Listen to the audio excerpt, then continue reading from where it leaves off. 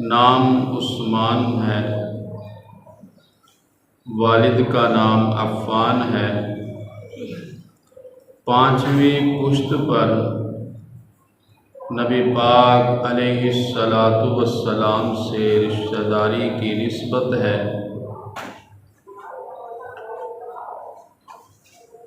سیدنا عثمان بن عفان کی نانی محترمہ ام حکیم البیضاء نبی پاک علیہ السلام کی پھوپھی ہیں۔ سیدنا عبد المطلب کی بیٹی اور سیدنا عبداللہ کی سگی جڑواں بہن ہے۔ سیدنا عثمان بن عفان پیارے آقا کے وہ صحابی رسول ہیں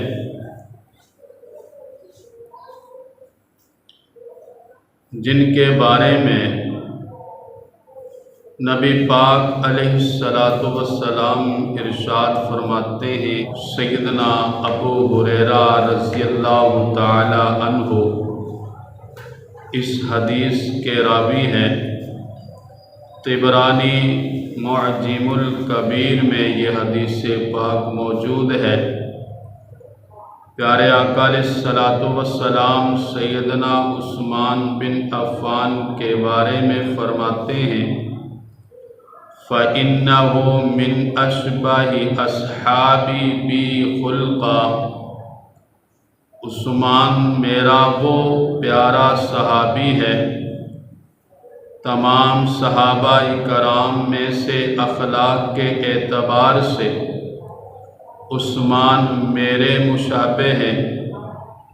جو خلق میرا ہے وہی عثمان کا ہے، جو عادات میری ہیں وہی عثمان کی ہیں، جو جود و سخا میرا ہے وہی عثمان کا ہے۔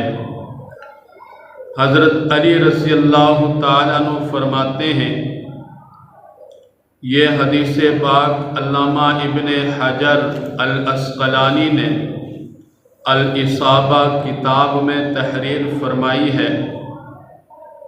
سیدنا عثمان بن عفان کے بارے میں حضرت علی فرماتے ہیں، ذاک امرؤ یدعی فی الملأ الاعلی ذی النورین۔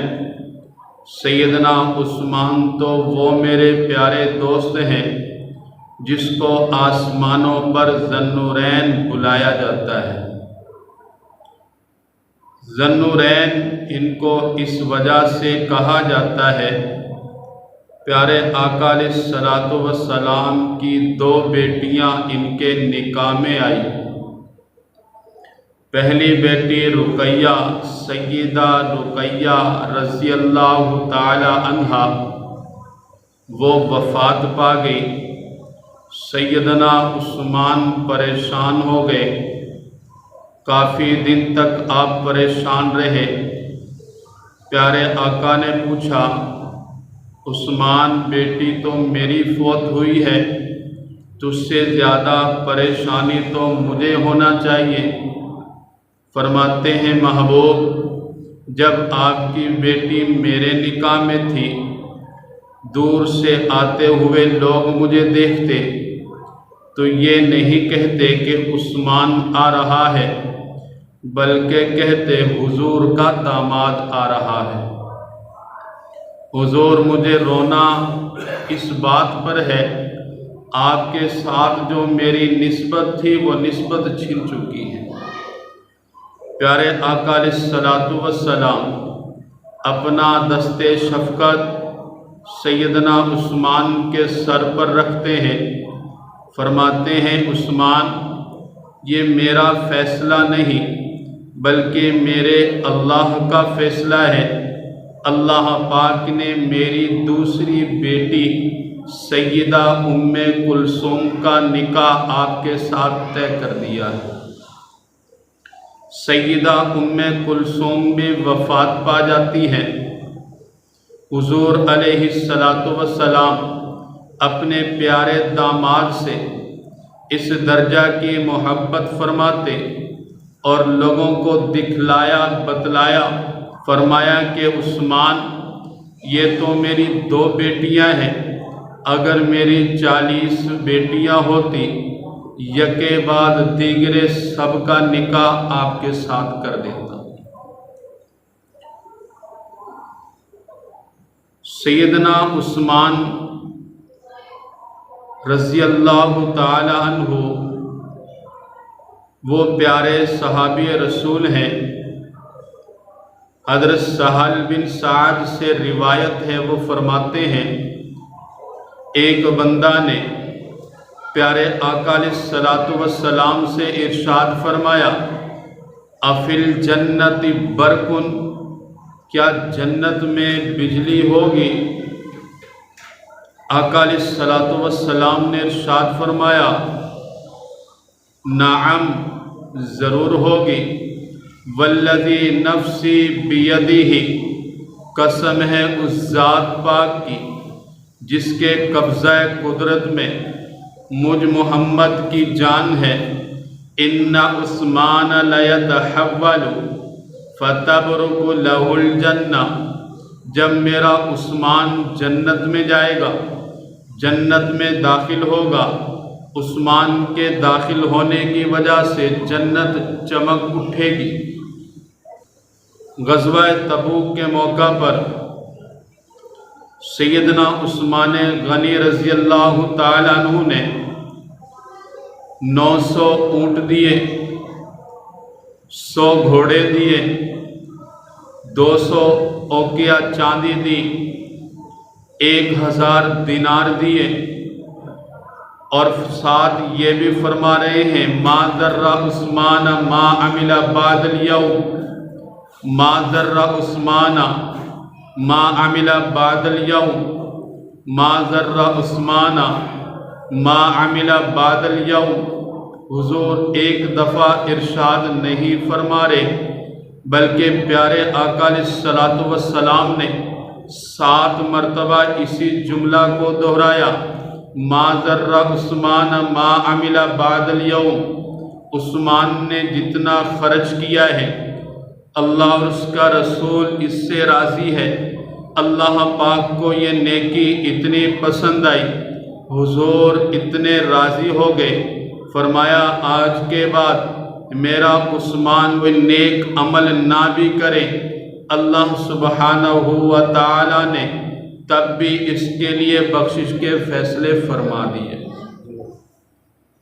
ترمذی شریف میں یہ حدیث پاک موجود ہے، ما ضر عثمان ما عمل بعد اليوم، عثمان کو کوئی عمل اب نقصان نہیں پہنچا سکتا۔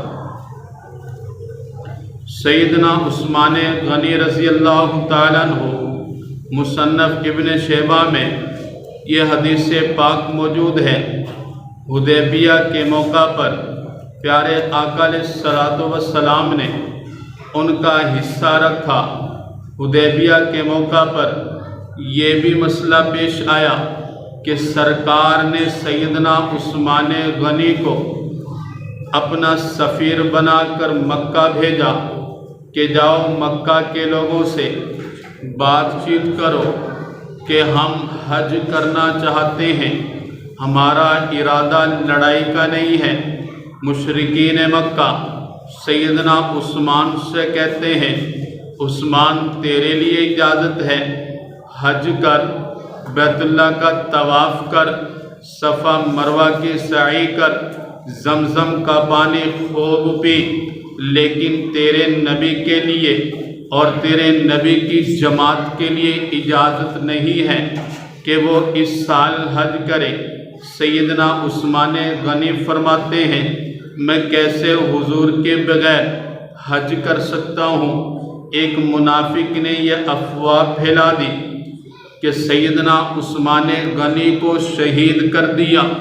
وہ منافق لڑانا چاہتا تھا، فساد کی لہر اس نے تھوڑی اوپر تو کی، لیکن اللہ سبحانہ و تعالی نے اس فتنہ سے اصحاب رسول کی حفاظت فرمائی۔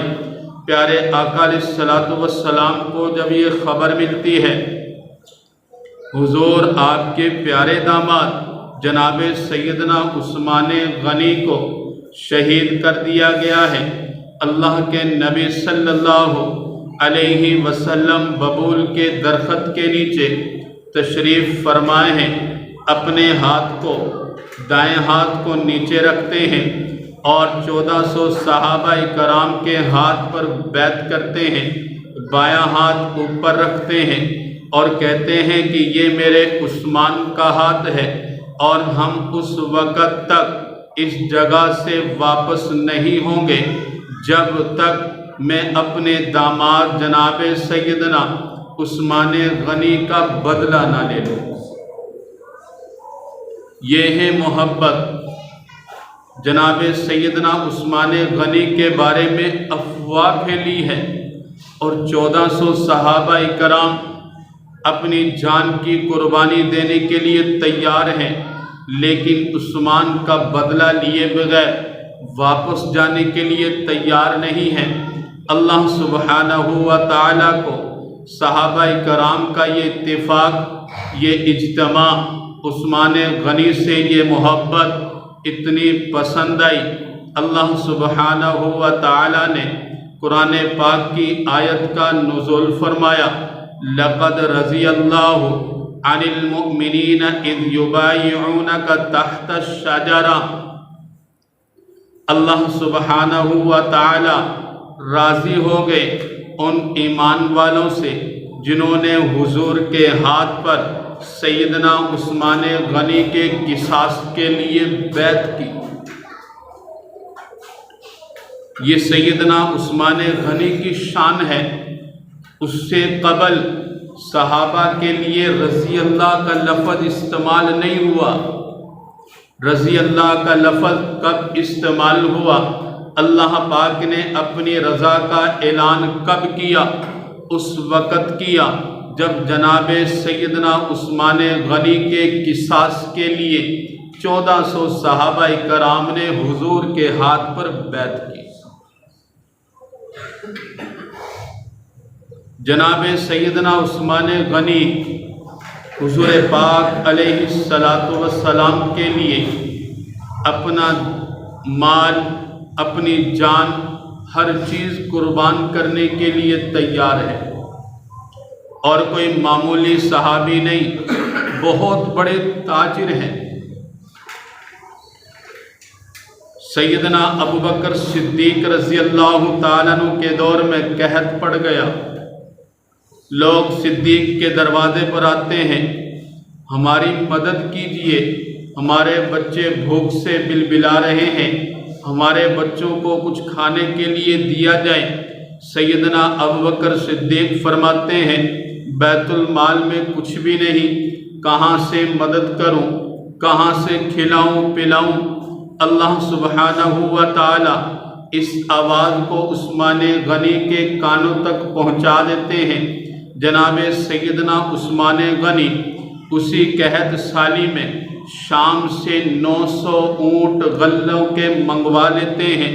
تاجروں کو پتہ چلا کہ مدینہ میں آنے سے پہلے ہی کیوں نہ سیدنا عثمان غنی سے تجارت کر لی جائے۔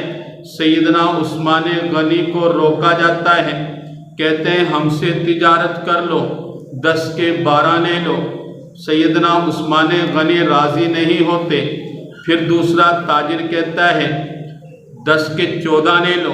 سیدنا عثمان غنی کہتے ہیں کہ مجھے تمہاری یہ تجارت اور تمہارا یہ نفع منظور نہیں ہے، میں تو اس تاجر کو بیچنے چلا ہوں جو 1 کے 70 ادا کرے گا۔ وہ تاجر کہنے لگے کہ بھائی ہم سے بڑا تو تاجر مدینے میں کوئی بھی نہیں ہے، ہم 10 کے 12، 10 کے 14 بھی آپ کو نفع دینے کے لیے تیار ہیں۔ ایسا تاجر کہاں ملے گا جو 1 کے 70 دینے کے لیے تیار ہے؟ جناب سیدنا عثمان غنی فرماتے ہیں، آسمان کی طرف اشارہ کرتے ہیں، وہ میرے اللہ کی ذات ہے، 1 خرچ کروں گا 70 اللہ سبحانہ و تعالی مجھے دنیا میں عنایت فرمائیں گے۔ مدینہ میں 900 اونٹوں کا غلہ سیدنا عثمان غنی کے گودام میں چلا جاتا ہے۔ ان غلوں کے منہ کھول دیے جاتے ہیں۔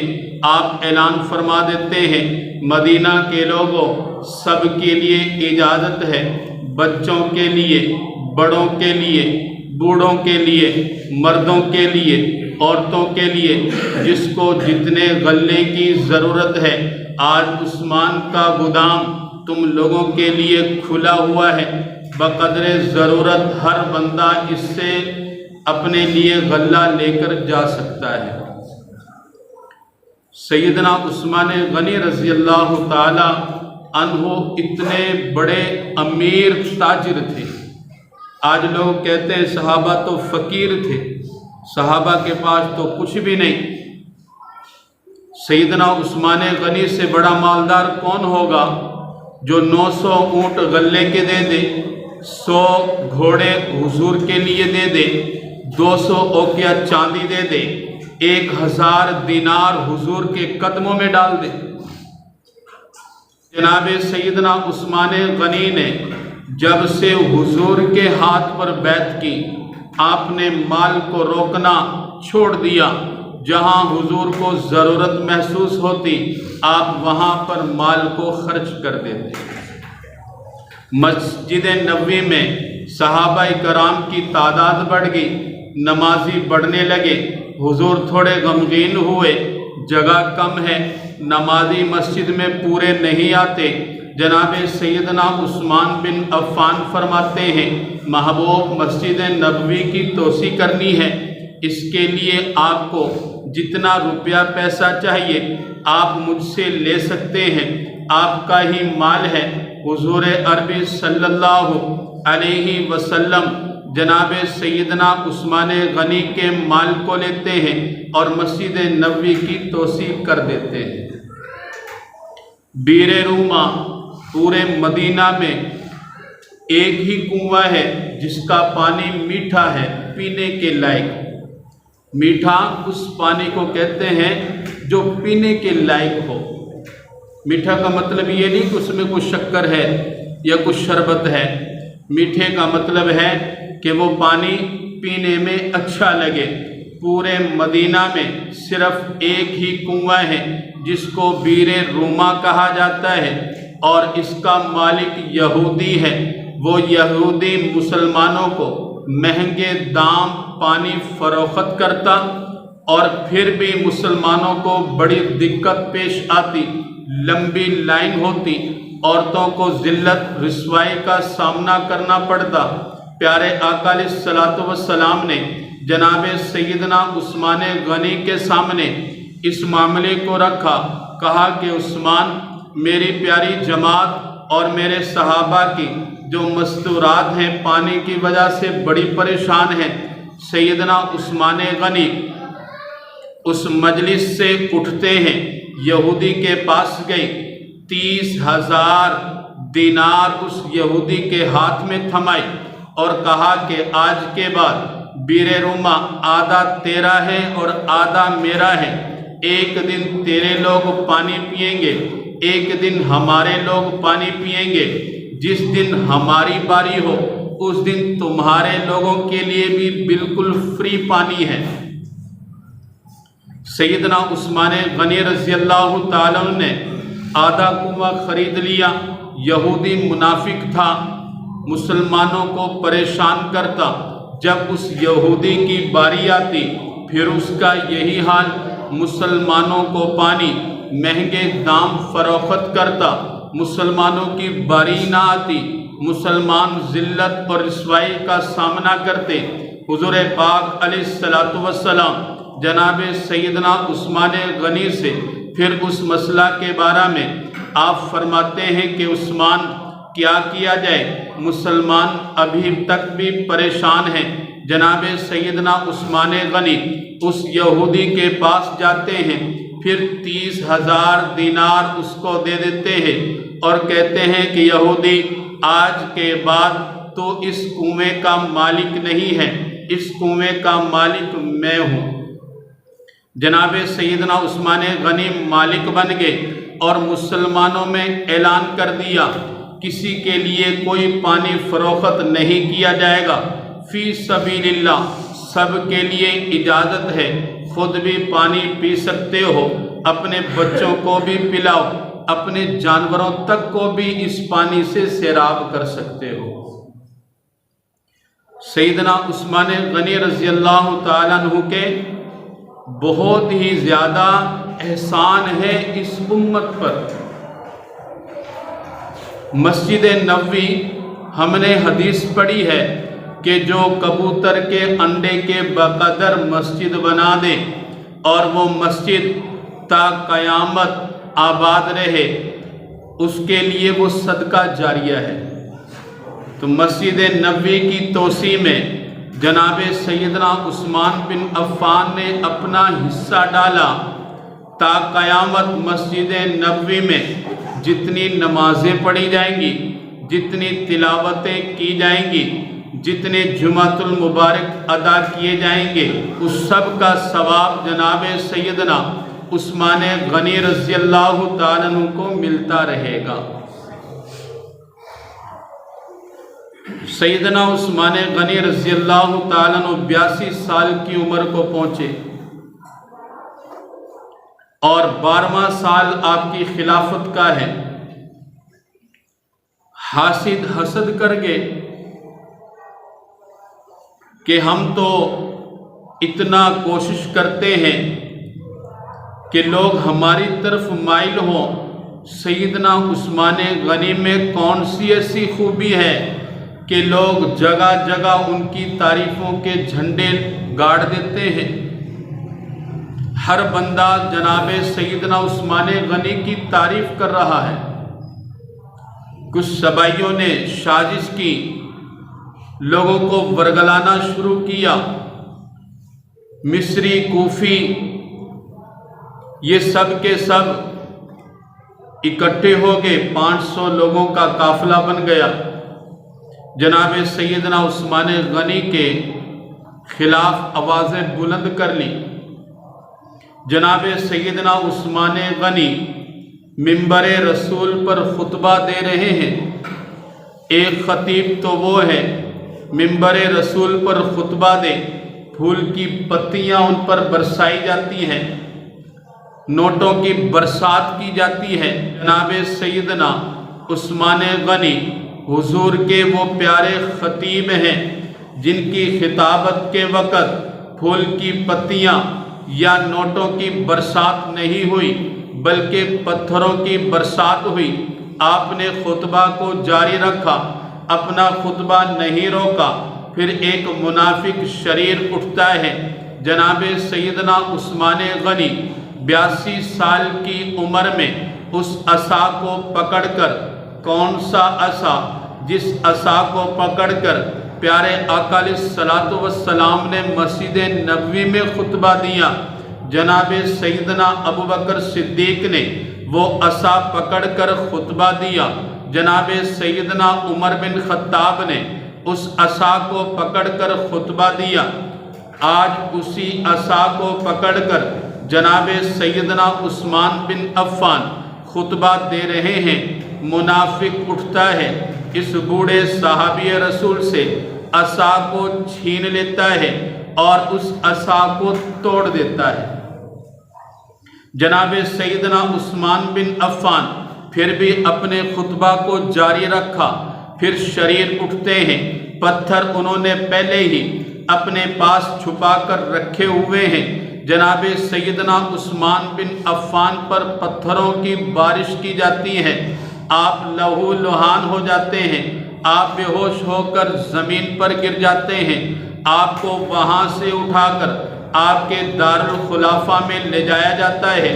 جناب سیدنا عثمان بن عفان اپنے دارالخلافہ میں پہنچے، آپ کو ہوش آئی۔ صحابہ کرام جو سیدنا عثمان غنی سے پیار کرنے والے تھے کہنے لگے، ہمارے پاس 30-40 ہزار کی فوج ہمارے پاس موجود ہے، آپ بس صرف حکم کیجئے، دیکھیے ان کا حال کیا ہوتا ہے۔ گاجر مولی کی طرح اگر ہم ان کو کاٹ نہ دیں تو تو آپ پھر کہنا۔ جناب سیدنا عثمان بن عفان فرماتے ہیں میں اس کی اجازت نہیں دے سکتا کہ میری وجہ سے مدینہ کی گلیوں میں خون ریزی ہو۔ جناب سیدنا عثمان بن عفان نے اس وقت خطبہ دیا اور خطبہ میں حضور پاک علیہ السلام کے اس مبارک ارشاد کو سنایا۔ امی عائشہ صدیقہ رضی اللہ تعالیٰ عنہ اس حدیث کی راویہ ہیں۔ آپ فرماتی ہیں ارسل رسول اللہ صلی اللہ علیہ وسلم الی عثمان فاقبل علیہ رسول اللہ صلی اللہ علیہ وسلم فکان آخر کلام کلمہ وضرب منکبیہ۔ امی عائشہ صدیقہ رضی اللہ تعالیٰ عنہ فرماتی ہیں حضور نے عثمان کو بلوانے کے لیے بھیجا۔ جناب عثمان آ جاتے ہیں، حضور ان کی طرف متوجہ ہوئے، پھر جب کوئی اہم بات کسی سے کرتا ہے تو اس کے کندھے پر ہاتھ مارتا ہے، اس کے کندھے پر یوں ہاتھ مارا اور آخری بات کہی، فرمائے کہ یا عثمانو ان اللہ عسى ان یلبسک قمیصا فإن ارادک المنافقون علی خلعہ فلا تخلعہ حتی تلقانی فذکرہ 3 مرات۔ فرمانے لگے عثمان ان قریب اللہ سبحانہ و تعالی تجھے ایک قمیص پہنائے گا، منافق لوگ اس قمیص کو اتارنے کی کوشش کریں گے، لیکن عثمان تو نے اس قمیص کو اتارنا نہیں ہے یہاں تک کہ میرے ساتھ تیری ملاقات ہو جائے۔ پیارے آقا علیہ السلام نے اس بات کو ایک دفعہ نہیں بلکہ 3 دفعہ ذکر فرمایا۔ رواہ احمد، امام احمد بن حنبل نے اس حدیث کو روایت کیا ہے۔ وہ قمیص کیا ہے؟ وہ آپ کی خلافت ہے، آپ کو خلافت سے ہٹانا چاہتے ہیں۔ جناب عثمان رضی اللہ تعالیٰ عنہ صرف اسی وجہ سے آپ نے استعفیٰ نہیں دیا، اس خلافت کو 82 سال کی عمر آپ خطبہ دے رہے ہیں کہ لوگوں اس وقت کو یاد کرو جب تمہارے پاس پینے کے لیے پانی نہیں تھا، میں نے وہ کنواں خرید کر دیا۔ لوگوں یاد کرو اس وقت کو۔ آج مسجدوں کے آپ ممبر اور چیئرمین بنے ہوئے ہیں، جب مسجد میں نماز پڑھنے کے لیے جگہ کم پڑ گئی تو میں نے حضور پاک علیہ السلام کی مشاورت سے اس مسجد کی توسیع کی۔ جناب سیدنا ابوبکر صدیق کے زمانہ میں قحط پڑا، 900 غلے، میں نے غلے سے لدے ہوئے اونٹ آپ لوگوں کے لیے ان کا منہ کھول دیا، جس نے جتنا چاہا اس سے فائدہ اٹھایا۔ لوگوں میں وہ عثمان ہوں جس کے بارے میں حضور نے 1 مرتبہ نہیں بلکہ 7 مرتبہ ارشاد فرمایا ما ضر عثمان ما عمل بعد اليوم۔ عثمان نے اتنا خرچ کر دیا، اللہ اور اس کا رسول عثمان سے راضی ہو گیا، آج کے بعد عثمان کوئی نیک عمل نہ بھی کرے تب بھی اللہ سبحانہ و تعالیٰ نے ان کے لیے جنت کے فیصلے فرما دیے ہیں۔ لیکن جب دل پتھر ہو جائے تو پھر کوئی بات اثر نہیں کرتی۔ جناب سیدنا عثمان غنی رضی اللہ تعالیٰ عنہ کو 40 دن ہو گئے، آپ کی بیوی نائلہ کوئی چیخ و پکار نہیں کی، ایک دوسرے کو حوصلہ دیتے رہے۔ لوگوں نے پوچھا کہ عثمان کیسے بھوک کو برداشت کرتے ہو؟ کہنے لگے کہ جب بھوک لگتی ہے قرآن پاک کی تلاوت کر لیتا ہوں، جب پیاس لگتی ہے روزہ کی نیت کر لیتا ہوں۔ اللہ سبحانہ و تعالیٰ نے اس طرح آپ کو صبر دیا۔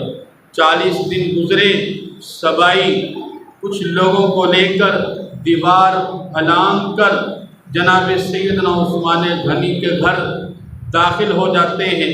کتنا خوبصورت منظر ہے، آپ قرآن پاک کی تلاوت کر رہے ہیں، قرآن پاک کی اس آیت پر پہنچے فَإِنْ آمَنُوا بِمِثْلِ مَا آمَنْتُمْ بِهِ فَقَدِ اهْتَدَوْا، فرمایا اگر تم ایمان لانا چاہتے ہو ایسا ایمان لے کر آؤ جیسے صحابہ کرام ایمان لے کر آئے۔ اگر ایسا ایمان نہیں لے کر آتے اللہ سبحانہ و تعالیٰ ان کے لیے کافی ہے۔ یہ اس آیت کی تلاوت ہو رہی ہے، ایک ظالم آتا ہے جناب سیدنا عثمان غنی کے داڑھی کے بالوں کو پکڑ کر آپ کو کھینچتا ہے، دوسرا آپ کی کمر پر لات مارتا ہے، تیسرا تلوار کا وار کرتا ہے۔ جناب سیدہ نائلہ رضی اللہ تعالی عنہ اپنے بوڑھے شوہر جس کی عمر 82 سال ہے دفاع میں اپنا ہاتھ آگے کرتی ہیں، آپ کے ہاتھ کی 4 انگلیاں کٹ جاتی ہیں، ان کا بھی خون کا قطرہ قرآن پاک پر گرتا ہے۔ میں قربان جاؤں جناب سیدنا عثمان بن عفان کی شہادت پر، کسی کی شہادت کی گواہی احد کا میدان دے گا، بدر کا میدان دے گا، مکہ اور مدینہ دے گا، لیکن میں قربان جاؤں جناب سیدنا عثمان بن عفان کے ان کی شہادت کی گواہی اللہ کا قرآن دے گا۔ جناب سیدنا عثمان بن عفان شہید ہو گئے، ظالموں کا غصہ ابھی تک ٹھنڈا نہیں پڑا، آپ کو نہ غسل دیا جا رہا ہے، نہ آپ کی جو ہے تدفین کی تیاری کرنے دے رہے۔ جناب سیدنا عثمان بن عفان کی 3 دن تک لاش ایسے ہی پڑی رہی۔ پھر کچھ صحابہ کرام چھپ چھپا کر آپ کو غسل دیتے ہیں رات کے اندھیرا میں، اور بقی قبرستان پر نوٹس لگا دیا کہ یہاں عثمان کی تدفین نہیں ہوگی، یہ بقی قبرستان بھی وہ ہے جس کو خرید کر جناب سیدنا عثمان نے مسلمانوں کے لیے وقف کیا تھا۔ آج وہاں بھی بین لگ گیا کہ عثمان کی قبر یہاں نہیں بن سکتی۔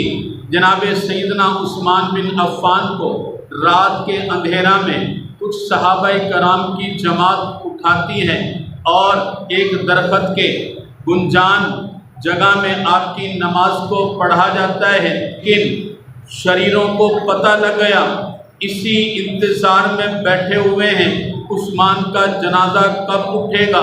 جب مدینہ سے دارالخلافہ سے جناب سیدنا عثمان بن عفان کا جنازہ اٹھتا ہے، لوگوں نے اتنے پتھر برسائے کہ آپ کی چارپائی ٹوٹ کر زمین پر گر گئی۔ جناب سیدنا عثمان بن عفان کو جھاڑیوں کے وہاں آپ کی نماز جنازہ پڑھی گئی اور آپ کو بقی قبرستان میں مدفن کیا گیا۔ دعا ہے رب تعالیٰ سے جناب سیدنا عثمان بن عفان کی اعلیٰ صفات اللہ سبحانہ و تعالیٰ ہم سب کو نصیب فرمائے۔ وآخر دعوانا ان الحمد للہ رب العالمین۔